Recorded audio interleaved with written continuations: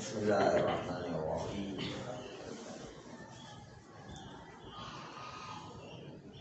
علیہ نستعین وہو خیر معین۔ اگر کوئی کسی دوسرے کے قرآن کو نجس کر دے تو ضمانت کا باعث ہے یا نہیں؟ جی ہاں، کسی غیر کے مال میں کوئی بھی نقص پیدا کرے آدمی ضامن ہے۔ قاعدہ علی الید ما اخذت کا قانون جاری ہوگا۔ پھر کہتے ہیں کہ کتاب خدا، اس سے مراد ضروری نہیں کہ پورا قرآن ہو، بلکہ اس کے بعض صفحے بھی نجس کر دے تو بعض صفحوں پر بھی کتاب خدا صادق آتا ہے۔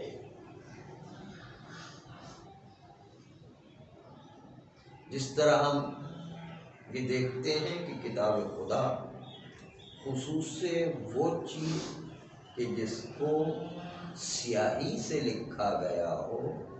خالی اوراق پر سیاہی سے لکھنے والے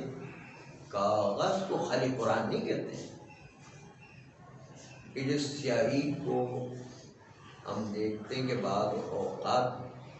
اس پر پانی ڈالنے سے وہ سیاہی پگھل کر ختم ہو جایا کرتی ہے، صرف اسی کو ہم قرآن نہیں کہتے، بلکہ مراد کتاب خدا سے اعم مقصود ہے۔ چاہے کسی کاغذ پر قرآن لکھا ہو،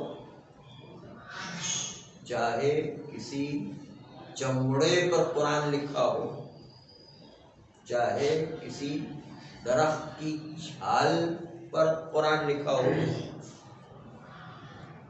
چاہے کسی قالین پر قرآن کی آیت لکھی ہو، وہ بھی قرآن۔ قالین پر بعض جگہوں پر قرآن کی آیت لکھ دی جاتی ہے، دیواروں پر لکھی جاتی ہے، فرش پر لکھی جاتی ہے، کسی دری پر لکھی جاتی ہے، بہت ساری چیزوں پر جو ہے قرآن کی آیتیں لکھی ہے۔ نقش و نگار کے ذریعے سے لکھی جاتی ہے، اس کو ٹھوکا پیٹی کر کے لکھی جاتی ہے، وہ مختلف طریقے سے قرآن کی آیتیں نقش و نگار میں لکھی جاتی ہے، سونے کے تار کے ذریعے سے لکھی جاتی ہے، چاندی کے تار کے ذریعے سے لکھی جاتی ہے، مختلف طریقے سے لکھی جاتی ہے۔ بس اس لیے ضروری نہیں ہے کہ اس کے پاک کرنے میں پیسہ خرچ کرنا پڑے، بلکہ اس کی قیمت اس میں نجس کرنے سے کم نہیں ہوا کرتی ہے۔ نجس بھی ہو جائے تو قیمت وہی کی وہی رہا کرتی ہے۔ اس لیے کہ کبھی کبھی وہ نقش و نگار ایسے ہوتے ہیں کہ اس کو دھونے سے پہلے اور دھونے کے بعد دونوں کی قیمت وہی رہتی ہے۔ قیمت میں نقص ہونا کوئی ضروری نہیں ہے، جیسے آئے صاحب قرآن نے کہا تھا کہ نقص ایسا پیدا ہو جائے کہ اس کی قیمت میں کمی واقع ہو جائے، یہ کوئی ضروری نہیں ہے۔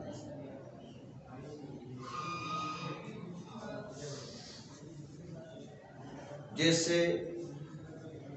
کتاب خدا کو نقش و نگار بنایا گیا ایک بہت بڑے فرش کے اوپر، بہت بڑے قالین پر،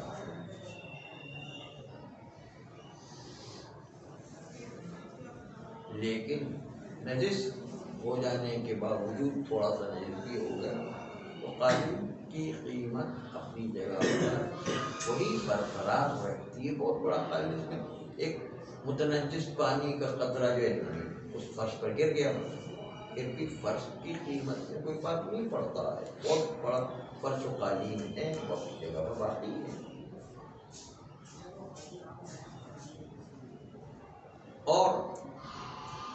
اس کے اوپر کوئی قیمت میں فرق تو چھوڑ دیں، بلکہ کبھی کبھی اس کو پاک کرنے جائیں اس کی قیمت کم ہو جایا کرتی ہے۔ جیسے کل ہم نے گدے کی مثال پیش کی تھی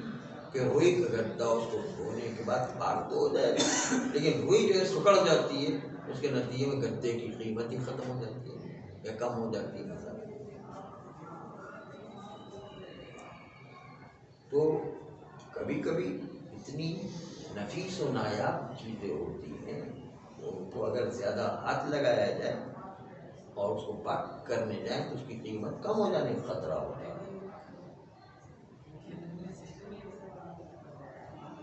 تو ہم تو اس چکر میں ہیں کہ اس پر جو قرآن کی آیت لکھی ہے اس کو پاک کریں، اس پر ہم پیسے بھی خرچ کرنا چاہتے ہیں، لیکن اس کی قیمت پاک کرنے سے اور کم ہو جاتی ہے، یہ تو اور نقص زیادہ پیدا ہوتا ہے، مالک کے لیے تو اور زیادہ نقصان ہے۔ پہلے تو نجس کرنے کا نقصان تھا، دھونے کے نتیجے اور زیادہ نقصان ہوا۔ تو پھر ایسی صورت میں کہ جب دھونے میں نقصان ہو رہا ہے تو خالی تطہیر سے کام نہیں چلے گا، اس لیے کہ تطہیر کا مطلب ہے کہ قیمت میں اور کمی واقع ہو جائے۔